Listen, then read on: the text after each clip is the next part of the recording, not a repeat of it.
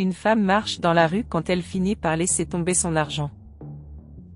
Une autre femme le voit, puis ramasse l'argent par terre.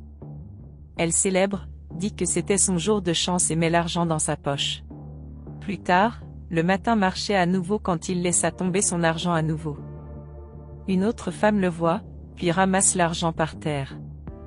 Elle a dit que c'était tout ce dont elle avait besoin et a gardé l'argent dans sa poche. La femme le voit et désapprouve son attitude. Plus tard, un homme arrive à l'endroit où il devait passer un entretien d'embauche. Il demande alors à Dieu de l'aider pour que tout s'arrange. À ce moment-là, la femme le heurte puis s'excuse. Il se rend alors compte qu'elle a fait tomber son argent et le ramasse par terre. Il a dit que même si c'était beaucoup d'argent et qu'il en avait besoin, il ne pouvait pas garder l'argent parce qu'il ne lui appartenait pas.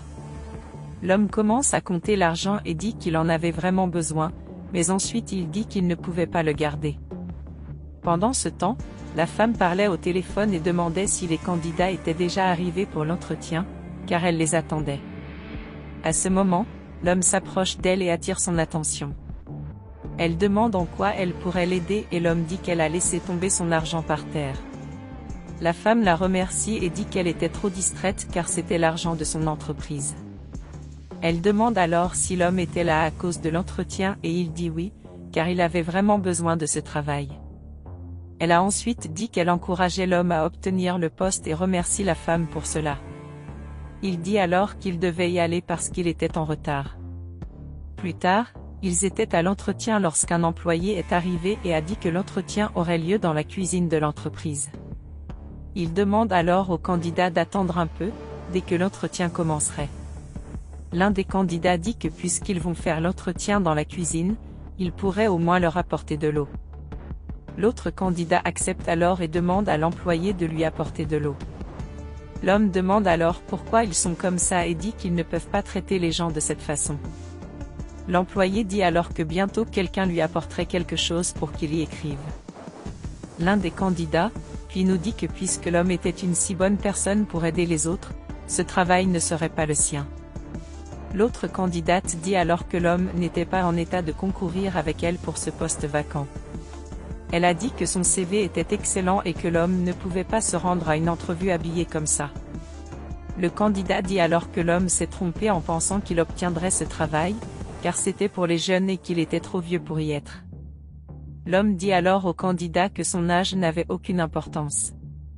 Il dit qu'il pourrait penser qu'ils ont déjà gagné la place, mais qu'il les surprendrait quand ils gagneraient la place. Le candidat rit alors et demande s'il pensait vraiment que ce poste serait le sien. À ce moment, l'employé arrive et dit qu'il allait commencer l'entretien en leur posant quelques questions. Il a dit qu'il allait commencer à devenir candidat et lui a demandé de lui nommer 3 points forts et 3 défauts. La candidate commence par dire qu'elle était une excellente professionnelle. Elle a dit qu'elle avait déjà travaillé à l'étranger et que tous ceux qui la connaissaient louaient son travail. Elle a dit qu'elle aimait faire son travail de manière à ce qu'il soit toujours bien fait et sans aucune erreur. Elle demande ensuite si l'employé leur avait dit de dire des défauts, mais elle a dit qu'elle leur dirait la vérité, car elle n'avait aucun défaut. L'employé demande alors à un autre candidat. Elle a dit qu'elle avait d'innombrables qualités et très peu de défauts. Elle dit qu'elle ne dirait pas qu'elle n'a pas de défauts comme une autre candidate, car tous les êtres humains ont des défauts. Elle a dit qu'elle commencerait par ses qualités. J'ai dit que j'étais une très bonne amie et que lorsque son ami avait besoin d'argent, elle le lui prêtait avec intérêt. Elle a dit qu'elle était une personne très gentille car elle avait aidé un chien à traverser la rue. Elle a dit qu'elle était très responsable et qu'à titre d'exemple, elle pouvait citer que son père avait beaucoup d'argent et qu'elle avait appris aux domestiques de sa maison à être des personnes plus responsables, car elle aimait que sa maison soit très propre. Elle dit que l'un de ses effets était qu'elle parlait trop, car elle aimait beaucoup parler aux autres.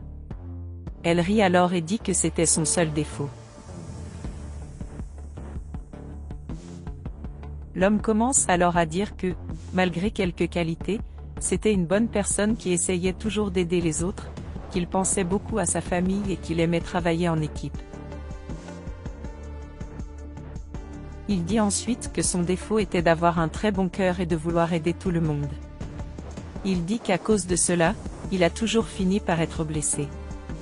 À ce stade, l'employé dit que son patron était déjà arrivé et qu'il devait donc se lever pour la recevoir. La femme entre alors dans la pièce et salue tout le monde. Ils se souviennent tous de la femme et de ce qu'il avait fait lorsqu'elle avait perdu son argent. Elle a dit qu'ils pouvaient s'asseoir car elle allait leur dire quelque chose. Elle a dit que la première étape de l'entretien avait déjà été faite et que, pour être honnête, 2 personnes n'étaient pas passées. Elle a dit qu'elle se souviendrait de quoi elle parlait. Elle a dit qu'elle était passée devant eux et avait laissé tomber un montant sur le sol. Ils ont vu cela, mais les femmes ne lui ont pas rendu l'argent. Elle a dit que ce test portait sur l'honnêteté, qu'il avait montré qu'il n'était pas honnête. La candidate dit ensuite qu'elle n'était pas au courant de tout cela et que l'entreprise ne savait pas comment faire une entrevue. L'autre candidate accepte alors et dit qu'il ne pourrait pas faire l'entretien dans la rue et qu'elle dirait tout à son père. L'homme a alors dit qu'il se souvenait de ce qui s'était passé.